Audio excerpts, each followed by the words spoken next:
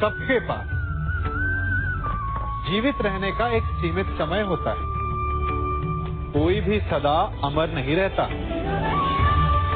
जलन और द्वेष के कारण हम जो समय अपने विकास और प्रगति में लगा सकते थे, वो समय हम उसके विषय में सोचने में लगा देते हैं, जिससे हमें ईर्ष्या है। जलन की अग्नि शत्रु से अधिक स्वयं को जलाती है,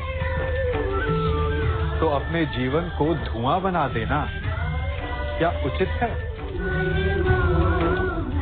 किसी की प्रगति को देखकर अपने मन में ईर्ष्या और जलन आने से उचित क्या ये नहीं होगा कि हमारे कारण किसी के होठों पर मुस्कुराहट आए? एक बार अपने मन से जलन को निकाल के तो देखिए, अपने आप को बहुत ऊंचा पाएंगे और समझ में आएगा कि इस ईर्ष्या के कारण हमने क्या क्या खो दिया है।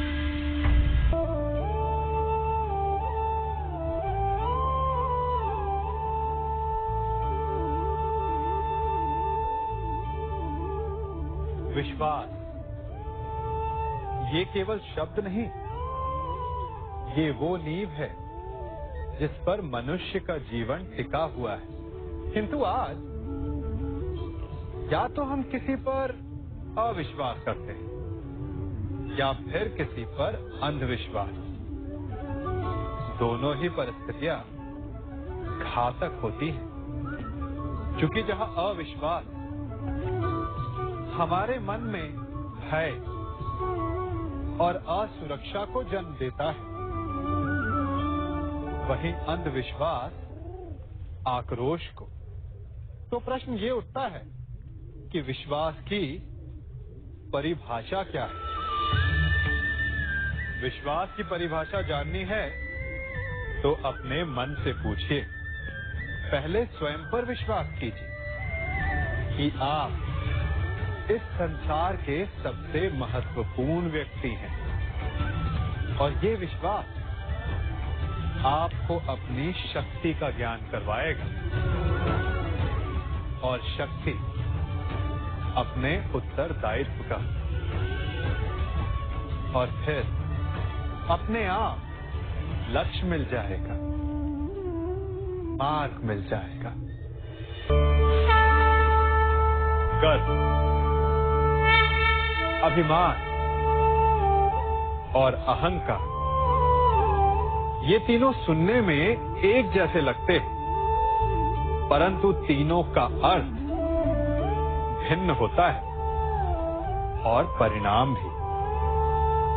तीनों का आरंभ प्रेम से होता है।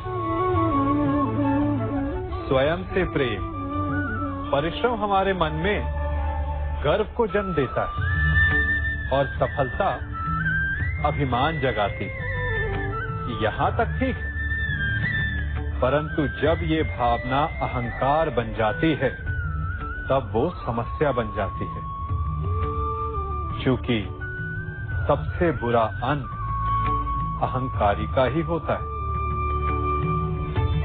परंतु मनुष्य के लिए पहेली यही है कि पहचाना कैसे जाए कि अहंकार जग गया है और उसका दमन आवश्यक है।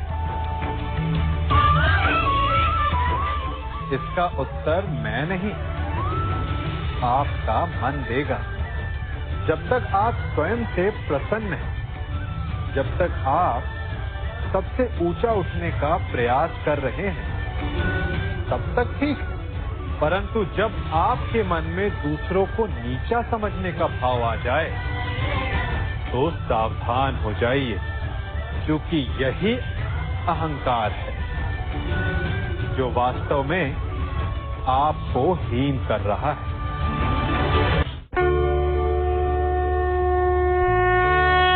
मनुष्य का मन स्वभाव से ही चंचल होता है। अब बालकों को देखो, माता पिता कहेंगे कि नदी के पास मत जाना, वन में मत खेलना, तो अवश्य वो वही करेंगे जिसके लिए उन्हें मना किया गया। बंधन को तोड़ने का जो रोमांच है वो मनुष्य के मन को सदा ललचाता है, परंतु बंधन और मर्यादा में बड़ा अंतर है। कभी कभी बंधन तोड़ना उचित होता है, परंतु मर्यादा तोड़ना नहीं,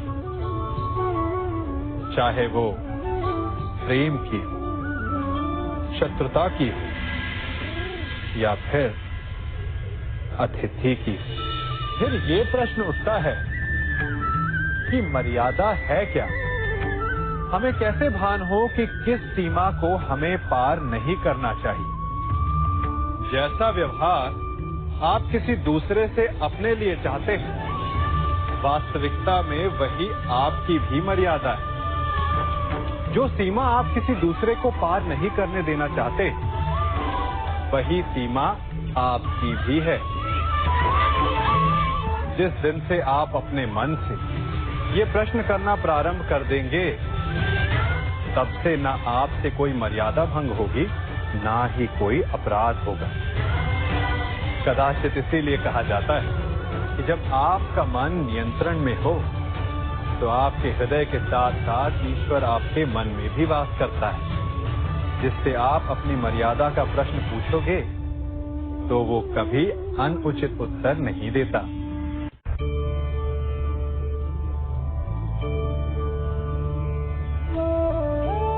मनुष्य एक जीव होते हुए भी शेष जीवों से भिन्न है। क्यों?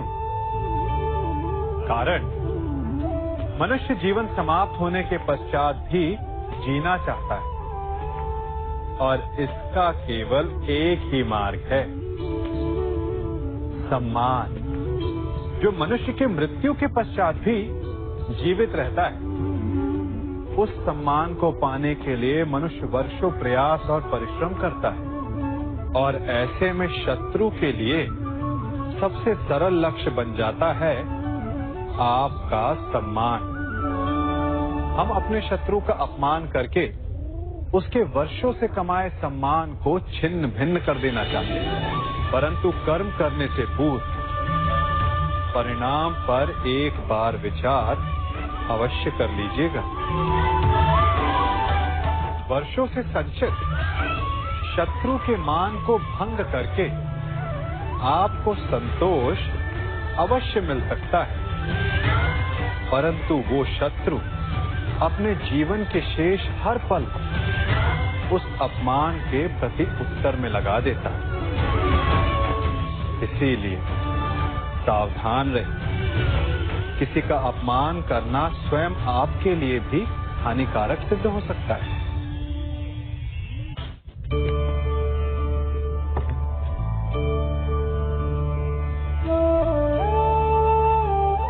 क्या कर रहा हूं मैं? इस अग्नि को शांत करने का प्रयत्न कर रहा हूं मैं। परंतु एक अग्नि दूसरी अग्नि को कभी शांत नहीं कर सकती। वो उसे और अधिक प्रज्वलित ही करती है।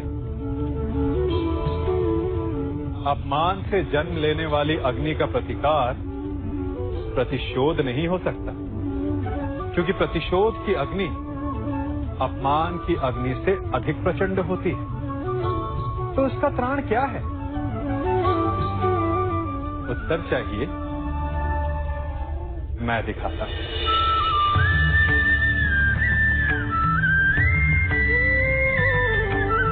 ये लकड़ी है शांति की, ठंडी, गीली।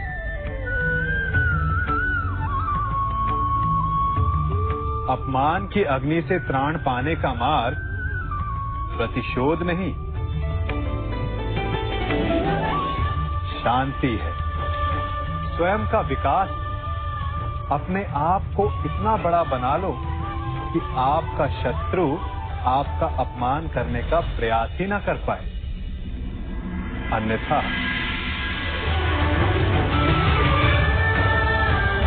यदि आप प्रतिशोध चाहते हैं, शत्रु भस्म चाहते हैं, तो स्वयं को भी जलना होगा।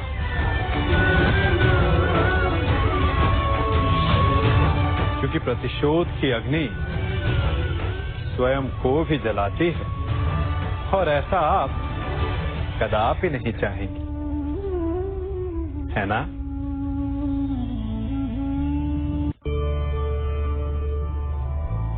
मनुष्य बिना मित्र और मित्रता के सुखपूर्वक नहीं रह सकता। बालक हो या वृद्ध, गृहस्थ हो या गृह त्यागी सन्यासी, कवि हो या योद्धा, बिना मित्रों के किसी का जीवन नहीं चल सकता। यदि यह संबंध इतना आवश्यक और शक्तिशाली है तो उसके उत्तरदायित्व भी आवश्यक हो जाते हैं। परंतु प्रश्न ये उठता है कि मित्र कौन होता है? आप कहेंगे कि मित्र वो होता है जो सदा हमारा साथ दे, हमारे सुख में आनंद मनाए, हमारे दुख में हमारा सहारा बने, हमारे विरोधियों का शत्रु हो जाए वो, यही ना? परंतु क्या वास्तविकता में मित्र की पहचान यही होती है? मित्र के लिए आवश्यक है कि आवश्यकता पड़ने पर वो आपका विरोध करे। यदि आप सच्चे मित्र हैं, यदि आपका मित्र मूर्खतावश, जानबूझकर या किसी कुचक्र में फंसकर कोई अनुचित कार्य करने जा रहा है, तो आपका कर्तव्य बनता है कि सबसे पहले आप उसे वो कार्य करने से रोकें, उसका विरोध करें। क्योंकि यदि मित्र ने कुछ अनुचित किया तो आप भी स्वयं को अपयश का भागीदार बनने से नहीं रोक पाएंगे।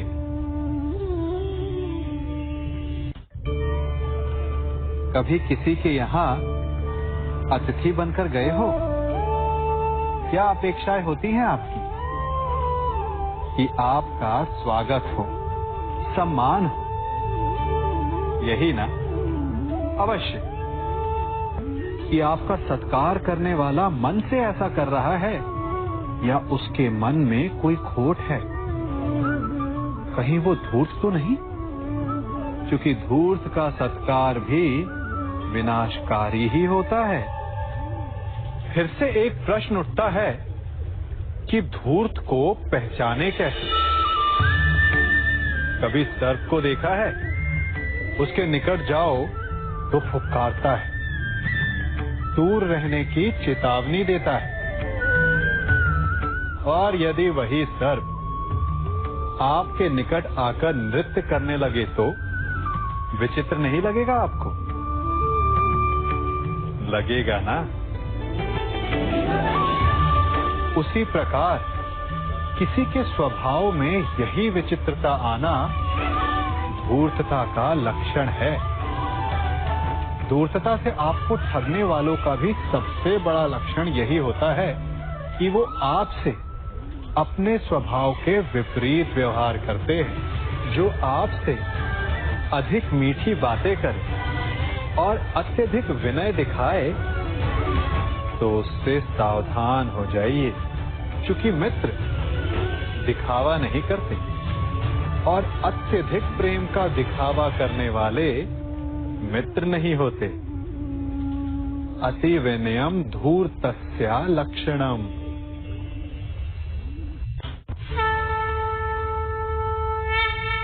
जन्म से लेकर जीवन पूर्ण होने तक हम आगे बढ़ने का स्वप्न देखते हैं, नए नए लक्ष्य पाने का प्रयास करते हैं, परंतु जीवन में सदैव आगे बढ़ना भी ठीक नहीं होता। अब आप कहेंगे कि ये ग्वाला हमें कौन सी उल्टी पट्टी पढ़ा रहा है, परंतु सीधे जाने का मार्ग कभी कभी उल्टी सीख से ही आता है। कभी कभी आगे बढ़ने से अधिक आवश्यक हो जाता है रुक जाना, स्वयं पर विराम लगाना। अच्छा स्वास्थ्य पाने के लिए भोजन करने से अधिक महत्वपूर्ण होता है कि आप कब भोजन करना रोक देते। अच्छा संबंध बने उसके लिए आवश्यक होता है कि आप कब अधिक हस्तक्षेप करना रोक देते हैं। और नाश से बचने के लिए आवश्यक है कि कब आप अपने पग को रोक लेते हैं। तो आगे बढ़ने के विज्ञान में कब रुकना है, ये ज्ञान बहुत ही आवश्यक है, क्योंकि कभी कभी विनाश की गर्द हमसे केवल एक पग आगे होती है और उससे हमें बचा सकते हैं हमारे रुके हुए पग। चाह मनुष्य के जन्म लेते ही उसके मन में जन्म ले लेती है। चाह जीवित रहने की, फिर प्रेम की, फिर आनंद की, फिर सफलता की। परंतु सबकी चाह पूर्ण नहीं होती। हर एक के पास अपनी चाह ना पूरी कर पाने के सैकड़ों कारण होते हैं। अपना लक्ष्य ना पूर्ण कर पाने के सहस्त्र बहाने होते हैं और हम ये जान ही नहीं पाते कि कब हमारी असफलता के कारण हमारे ना प्रयास करने के बहाने बन गए। हम जो चाहते हैं उसे ना पा सकने का कारण ये कभी नहीं होता कि अवरोध बड़ा था। कारण ये होता है कि हमारा प्रयास छोटा था। कभी कुएं से पानी निकाला है तो अवश्य देखा होगा कि कोमल रेशों से बनी हुई रस्सी भी कठोर पाषाण पर अपने निशान छोड़ जाती है और हर बढ़ता निशान उस पाषाण को और दुर्बल बना देता है। उसी प्रकार हमारा हर प्रयास हमें हमारे लक्ष्य के और पास ला सकता है। तो असफलता का कारण बाधा नहीं, प्रयासों की कमी। प्रयास कीजिए, फिर देखिए आप जो लक्ष्य चाहेंगे वो मिल जाएगा। मनुष्य का मन बहुत ही चंचल होता है, इसीलिए कभी कभी कुछ नया कार्य प्रारंभ करने से पूर्व हमारा मन संशय से घिर जाता है और ऐसे समय में हम प्रयास करने से पीछे हट जाते हैं। और इन सब का कारण है स्वयं पर अविश्वास, दृढ़ निश्चय की कमी।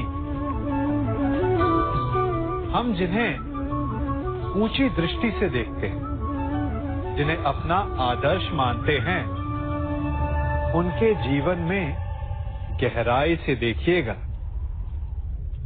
केवल एक ही अंतर पाएंगे, निश्चय का अंतर।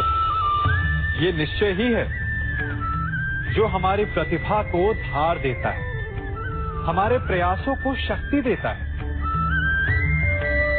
ये निश्चय का अंतर ही तो है कि एक मनुष्य सागर की गहराई में जाकर मोती ले आता है और दूसरा हार मानकर किनारे पर बैठ जाता है। तो हार तब नहीं होती जब आपका प्रतिद्वंदी आपसे जीत जाए। हार तब होती है जब आप ना लड़ने का निश्चय कर लेते हैं। इसीलिए यदि मार्ग बंद हो जाए तो उसे खोलने का प्रयास करो, और यदि मार्ग ना खुला तो भी अपने प्रयासों से नया मार्ग बना लोगे।